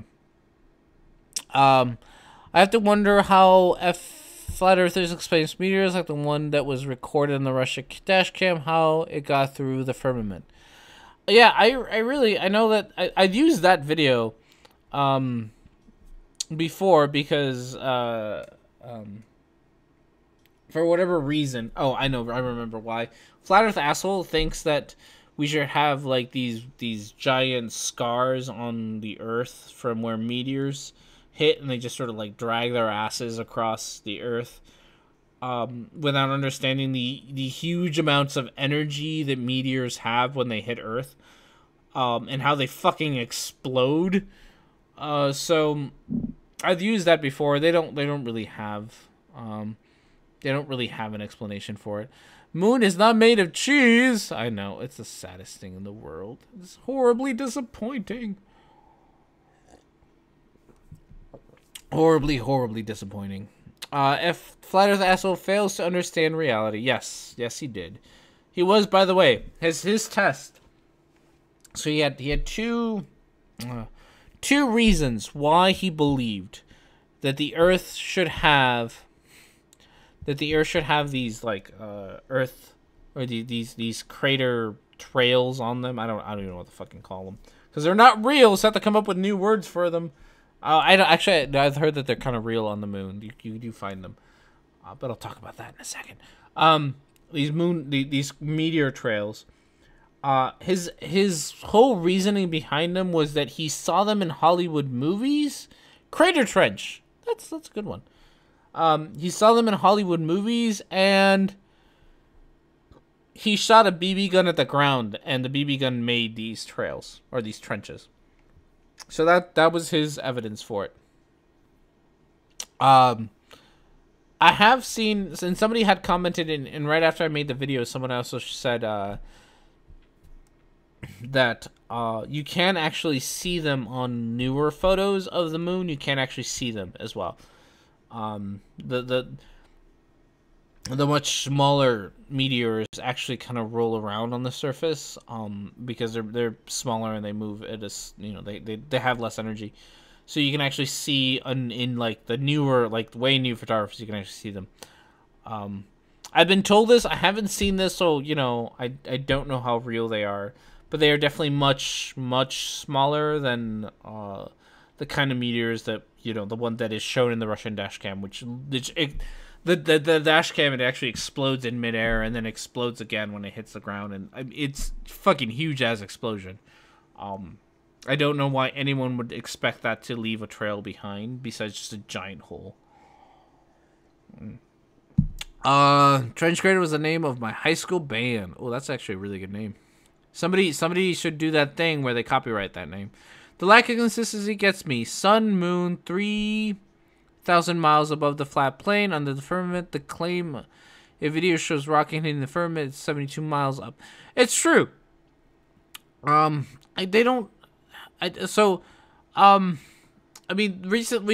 flat earthers have gotten away from like saying things like firmament and dome. They no longer have a model. They just don't think the Earth is round, which is just a cop-out to not present any actual evidence at all. So if you find a flat earther, they're gonna cup out with it by saying they don't actually believe in the firmament or the dome. So that's the thing. Effie Flat Earth Ethel made a farewell to Flat Earth video where he made fun of other flat tards. Yes. He kind of, Flat Earth asshole gained a lot more respect from me than I thought he ever would have by that video, and the video I think it was the video before that, where he came out against the AE map. And he came out against it for, honestly, good reasons. Which didn't fucking make sense, right? He's just like a couple of steps away from understanding that the Earth isn't flat. But he gained a decent amount of respect from me when he actually decided to turn on his friends and to turn on the other flat earthers by making that video and then dealing with the absolute fallout. Because as much as flat earthers say that they are open-minded, right, and that they just want to learn or gain knowledge or find the truth or whatever, the moment that any of their ilk turns on them, they show their true colors, and you can easily tell that that is not why they are doing this. Like, the moment that any of them say, maybe we're wrong, is the moment that you really see that they're all about their religion, and honestly, quite a few of them are all about the money that they make in their religion, right? Like, go watch don't actually go watch it. But if you ever happen to find a Patricia Steer video, like one of her hangouts, her hangouts are like 90% ads. She has ads like every 5 minutes. It's all just ads, because that easily tells you what she cares more about. She much more cares about the money that she's going to make from her hangouts than she cares about actually finding the truth or whatever it is. Until the Flat Earth camp figures out its stuff, they can't really speak. They never will, of course. No, they're never going to figure out. They're never going to have a model. They're never going to get their shit straightened out. Because having a model means that it is testable. Which is why so many of them have stopped, like, Jism and obviously Flat Earth Asshole, and a lot of the people had models. They used models. They had the AE map, they had the dome, they had the sun 3,000 miles away. They had models. The problem was when you say very specific things like the Earth is this diameter or this radius, and there's a dome at this distance, it can be tested out. And when it's proven wrong, they're proven wrong, and rather than accepting the fact that their model doesn't work, they just say, we don't have a model, we just don't think that the Earth is round. Which is the biggest cop-out that flat earthers do. I hear that some... excuse me, Nate. I hear that some flat earthers think that there are some insanely huge fleet that patrols the ice wall. Do these people hear the stuff that comes out of their mouth? I know. They do. Recently, I don't know... excuse me. I don't know if she's done, but recently this one rather young lady, I think she's in her teens, maybe, took off to circumnavigate Antarctica on her own in a sailboat, if I remember right. That was rather recently, like back in December-ish, recently. So that whole patrolling thing and not letting you go on is complete another nonsense. If you ever get a chance to talk to Geistview, which I think he might still be in Antarctica, I'm not sure. But if you ever get a chance to actually talk to Geistview has a bunch of really great stories and great pictures of Antarctica because he fucking lives there like 6 months out of the year. It's a lady and she just took off. I'm gonna have to look it up because I might have a lot of things off. She was part of the fleet. There was a yacht racing around Antarctica trying to beat a world record a month or two ago, and wasn't there? Yeah, there's constantly things around Antarctica. Like not a whole lot happens because it is rather dangerous. Like it is a very dangerous expedition. You are in rather cold temperatures and rather harsh environments. Like there's a reason that Tierra del Fuego is called that, right? Like these tend to be very dangerous journeys. So you only, people who are trained or experienced will take them. It's a bit nippy. Yes, it is a bit nippy. So not everyone's gonna do this, but that doesn't mean that it's not done, right? Like the circumnavigation of Antarctica has happened so many goddamn times. And flat earthers just pretend like it never has, which is complete and utter bullshit. D Marble. What about D Marble? Bohobel. I don't really have much respect for him, so there's that. Thought so. Yet another set of people pretending to try to break a record just to perpetuate the globe Earth lie. That's true. All right. Let's see. I got you. Oh my goodness. You all. This is the closest we've ever been to actually finishing a video. We are very, very close. And more reflective, the Earth, as seen from the Moon, gives off about 32 times more energy per second. That means the full Earth in the lunar sky is roughly 32 times brighter than the full Moon in the Earth's sky, and 6 times brighter than a 100-watt light bulb. Now, given that amount of light, and given that the... No, you stop! I already know where you're going. And I want you to stop.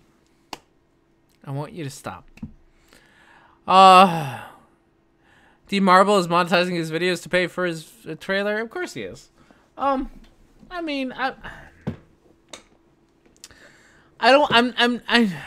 don't want to give people a hard time for monetizing their videos, right? I'm a YouTuber. I monetize my videos. I don't make a whole lot, mind you. Like, it's not like this does not in any way, shape, or form pay my bills. Like, at all, right? I have a full-time job, and I work my ass off in my full-time job to pay my bills. This is really a hobby, but I do monetize my videos, and I do get paid for the YouTube videos that I put out.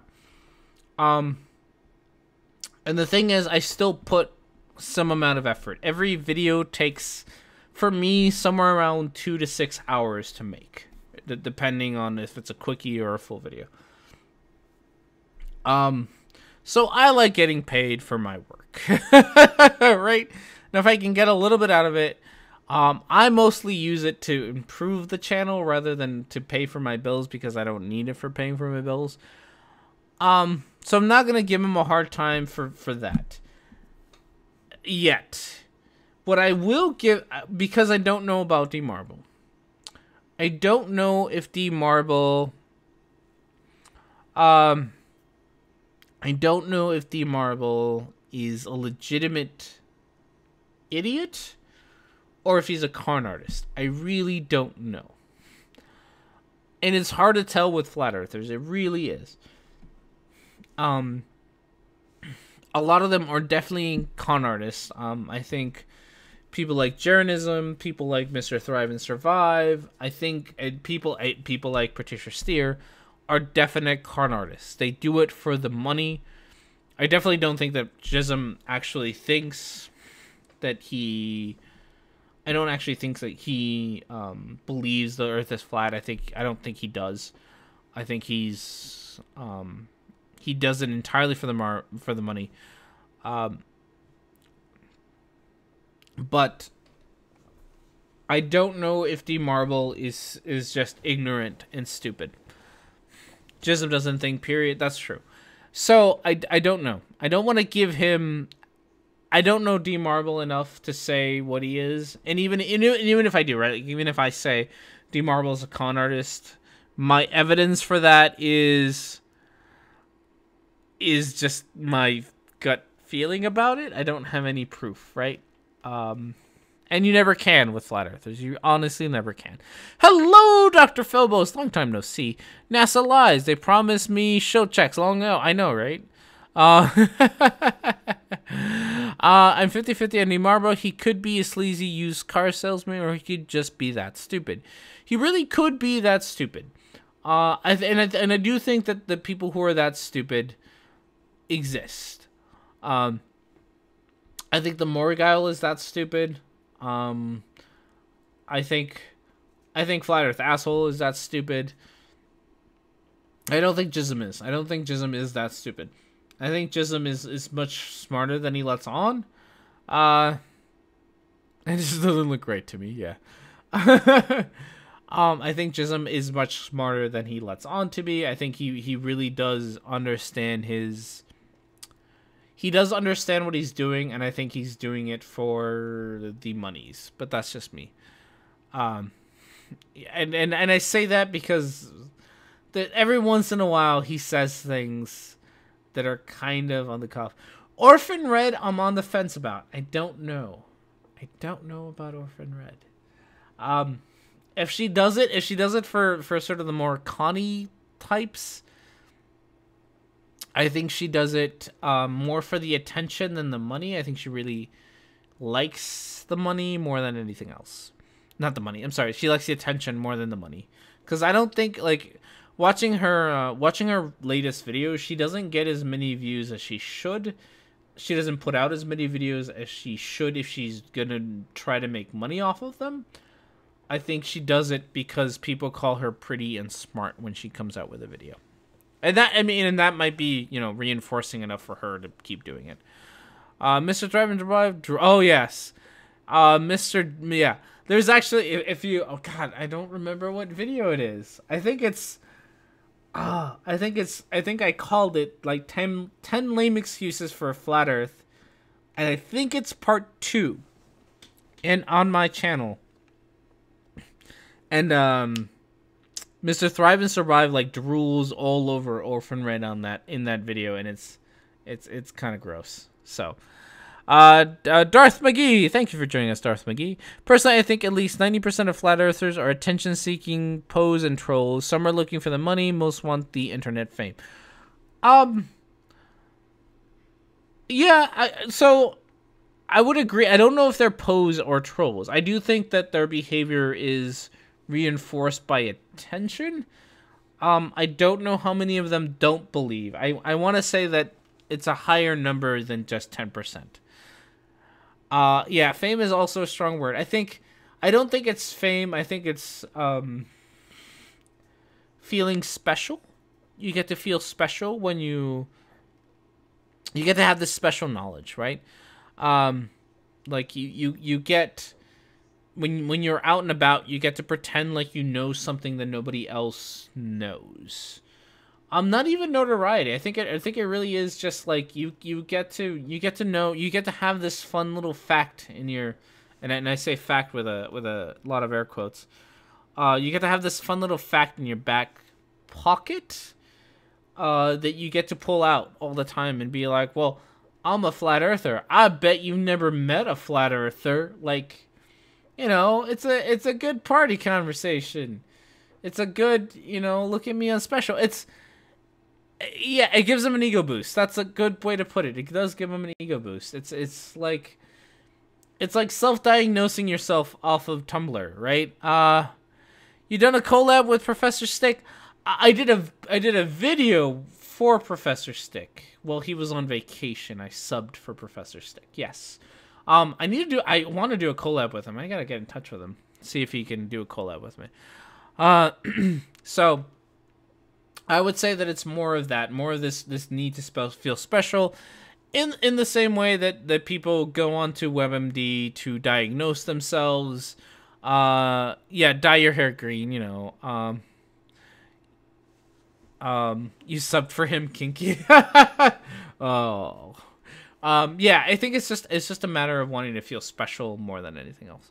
All right, we have hit that point where we are done with the show. Or, yeah, about as done with the show as we're going to get. So this is going to take us like 20 minutes to end this actual show. Oh, I never fixed the end. Okay, the end is still going to be stupid, but that's okay. My frame rates are dropping like crazy. All right, well, thank you. Absolutely, thank you, everybody. Have you ever talked to Armored Skeptic? No, I have not. I'm not a fan of Armored Skeptic. And I'm going to leave it at that because I already feel like I burned a lot of bridges today. I am not a fan of Armored Skeptic. I talked to a few other skeptics. Obviously, Micro and Geo are in the chat, so I talk to them all the time. I am sorry, Alpha.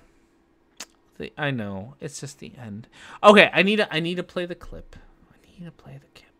That's kind of open in the thing. Okay. Oh, god damn it, Micro. God damn it, Micro. Okay, I'm gonna find it. So, I think it's in my downloads. I'm gonna play it. Not that I know what it's gonna. I won't be able to hear it, so it's gonna sound stupid anyway. To me, I'll listen to it later. But I do not feel like where is it? What's that file called? Road. There it is. Rød grød med fløde. There you go. Hopefully you heard it. I didn't because the way OBS works. So that's how you say road blue something. I'll have to listen to it later. All right. End of the stream. Thank you everybody for joining me. And again, a big thank you for my say it now. Say what now? I don't know what I'm gonna say. I don't know what the. I don't remember the word, and I can't go back that far in the chat. It was like rude something. Okay, I have to listen to it. I can't listen to it. Oh my goodness. Okay, I'm gonna.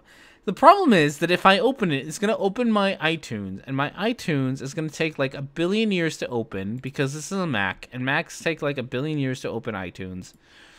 And I'm gonna spend most of the end of this time just waiting for iTunes to open. Okay, so now I'm clicking on it.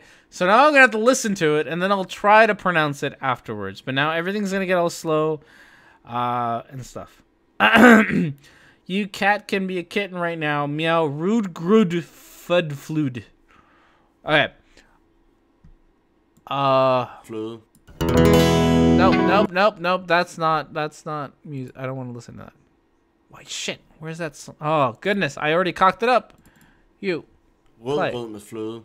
What was that? No, stop it. Stop it. That is not copyrighted music, and I don't want to be given a strike. Oh goodness, recently added. I gotta turn off the autoplay here or whatever. Welcome to flu. What was that? I can't even hear that. Welcome to flu. What? Do you say that with an L? What rude? Oh my goodness, no. Oh, Rut woodlet fluid? What? Oh my goodness, I can't say it. Rot rootlet fluid. I get the fluid part, but I don't get the other, the what. Welcome to flu. What woodlet fluid? Welcome to flu. What would that sounds like okay. Rose bloom la flu? That is as close as I'm getting. All right, we are. We're calling it an end there. Thank you everybody for joining me. Once again,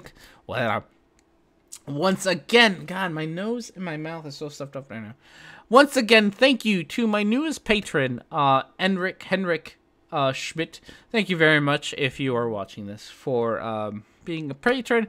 If you would like to become a patron, do that thing, and I'm gonna work on being a better Patreon person. So we'll do that. I do need no, Mike Girl. I am ending this before you pay me for that. Thank you, everybody. I will see you all next time, and hopefully there'll be an Eric Dubay video on Saturday. You'll have yourselves a good weekend.